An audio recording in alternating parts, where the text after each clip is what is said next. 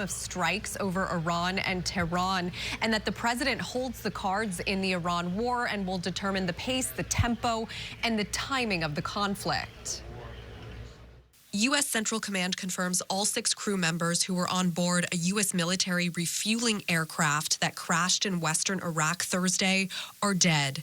The refueling mission was a part of the ongoing U.S.-Israeli war against Iran, and the circumstances of the crash are under investigation, although the military confirms the loss of the aircraft was not because of hostile or friendly fire. These kinds of operations are apparently performed regularly by Air Force pilots, and mishaps like this one are rare. Types of aircraft continuously be in the sky and on mission rather than having to land all the time and take on fuel, which takes a lot of time. The identities of the service members are being withheld for 24 hours until their family members are notified. 13 service members have been killed since the U.S.-Israeli joint operation against Iran started nearly 2 weeks ago.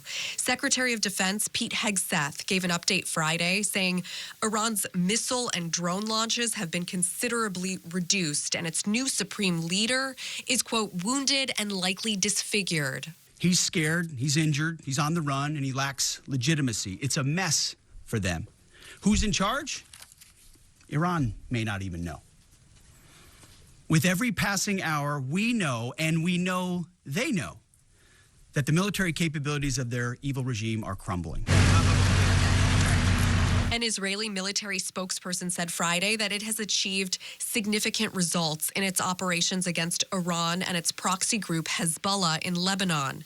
This includes more than 7,600 strikes in Iran, more than 2,000 strikes against headquarters and assets of the regime, and roughly 4,700 strikes against the Iranian missile program. But the IDF says there are still many objectives to strike and threats to neutralize.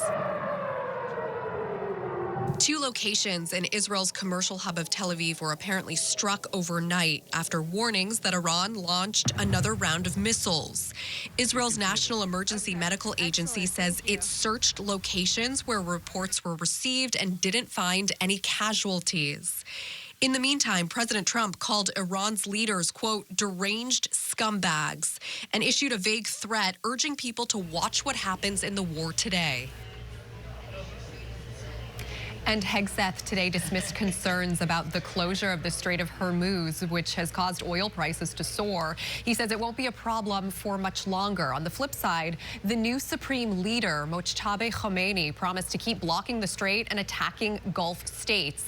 This message was a written statement delivered by a state television announcer on air. That's the very latest from the News Center. I'm Rachel Manitoff. Lindsay, back to you. Rachel, thank you. A second round of unusually hot temperatures is in store for Southern California today. Heat advisories remain in place throughout the day, and we have team coverage on this summer-like weather in winter. KTLA's Omar Lewis is in Pasadena, but we start with Kai Goldberg with our forecast. Hey, Kai. Hello, Sam, Lindsay. Good afternoon. Yeah, we're here in the afternoon hours. It's the noon hour, and we're starting to see the temperatures beginning to spike here throughout much of Southern California. Got a little bit of some high clouds, as you just realized and noticed, off into the horizon, and we'll talk about what that could do for the weekend forecast momentarily. However, well, temperatures between 92 up to 100 degrees, those will be available for much of Southern California with the heat advisory that's in place from Santa Barbara all the way down to San Diego. Then, earlier this morning, Orange County, the Inland Empire, issuing an extreme heat watch that's going to also stay in effect until we get to 8 o'clock tonight. That means we could see definitely temperatures very unseasonable for much of Riverside, San Bernardino, Orange County, 95 to possibly up to 98 degrees as we head into the afternoon hours. And the numbers are beginning to approach the 90s here. We've got 83 out towards the coast in Santa Ana, 84 for Fullerton, 88 right now in San Bernardino. And as we make our way into both the San Fernando as well as the San Gabriel valleys, temperatures starting to climb into the upper 80s and low 90s.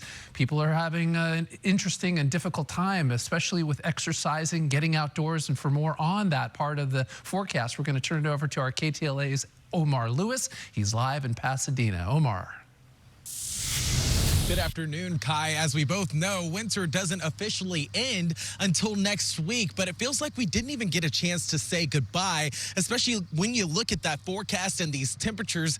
It's feeling like we're springing into summer. The high here in Pasadena today will be around 90 degrees. I will say that most people did get the memo to knock out those outdoor activities earlier in the day.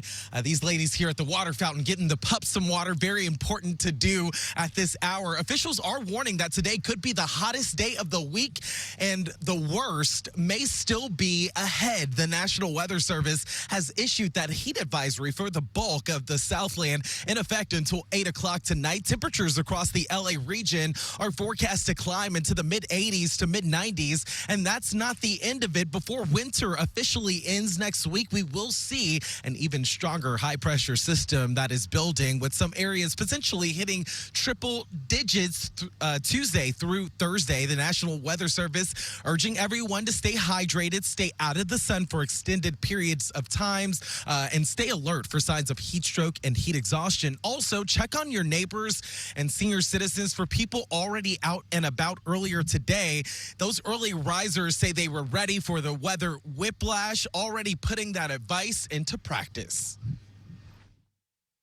It's kind of tricky. It's a little up and down. You never know what you're going to get, right? Like, it's cold one day, then the next day it's hot. So, yeah, the heat is something, bro, because when it gets hot, it gets really, really hot out here. Yeah, it's kind of like a bad girlfriend. Yeah, exactly like a bad girlfriend, bro. You never know what you're going to get. I am staying indoors all day. I work from home, so it's pretty easy to just stay inside, except for walking this one here. Is anyone you're checking on during this heat? Yes, my dad.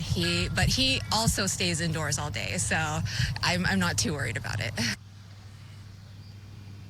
But again, the best advice is to get moving before the sunrise or after sunset. Again, officials are also pointing to next week as a serious concern when it comes to the heat. But if you do need to cool off, LA County has several cooling centers that are now open.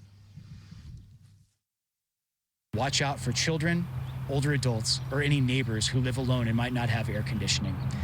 Also, please don't leave any children or pets in closed cars. And finally, if you're unable to stay cool at home, utilize county resources. We have cooling centers available.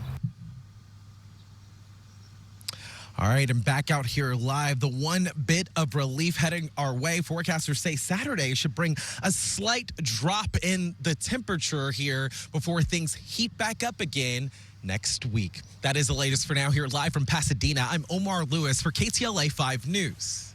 Always looking cool, though, Omar. Thank you. Today, we've learned the Los Angeles jury has begun deliberations in that landmark social media addiction trial. Jurors will decide whether Meta and Google-owned YouTube should be liable for causing mental health issues to children who use their platforms. TikTok and Snap were also named as defendants in the lawsuit, but they settled before the trial began. The plaintiff, identified as KGM in documents, claims she became addicted to online platforms, and the apps led to her becoming depressed and having suicidal thoughts. Both companies have pushed back on those claims. The outcome of this trial is expected to have a major impact on similar lawsuits filed against major tech companies. Gas prices continue to rise this week due to the ongoing war in Iran. The price of oil surged to over $100 per barrel today. AAA reported an average national price of $3.63 per gallon, up 65 cents from the average price just days before the war started. California has the highest average price at $5.42 a gallon. White House Press Secretary Caroline Leavitt said the spike in gas prices is temporary and promised prices will drop rapidly. And our KTLA web team is trying to ease the pain at the pump for you. They posted a list of stations in Los Angeles with significantly lower prices than the statewide average. You can find that list at KTLA.com. And just in time for lunch, Duke's in Malibu is back open. This comes more than a year after the iconic restaurant was damaged by mudslides that followed the devastating Palisades fire. KTLA's Angelique Kakaday is live in Malibu with more on the big return. Hi, Angelique. Yeah, Sam and Lindsay, listen, today is the day. It's been more than 14 months. The doors behind me, take a look. They are open. And it's actually been a steady stream of customers since about an hour ago. People started showing up at 11. So clearly just a lot of excitement. They were actually just cleaning up the restaurant inside until this very minute. Because keep in mind, they just passed their inspection a couple of days ago. So the video you're looking at right now, just moments before that opening. We spoke to the general manager moments ago. He said it's been a community effort to get to this past year. Everyone from the first responders who saved the building from the fires to then the mudslides to staff. They actually had to let 126 people go, but they've been able to rehire about 40 of those core people from the opening, plus an additional 20. He also says it's been a full renovation inside. So if you're coming this weekend, it's going to look a little different if you remember the Dukes from before the fires. He says today is full of emotion. Take a listen.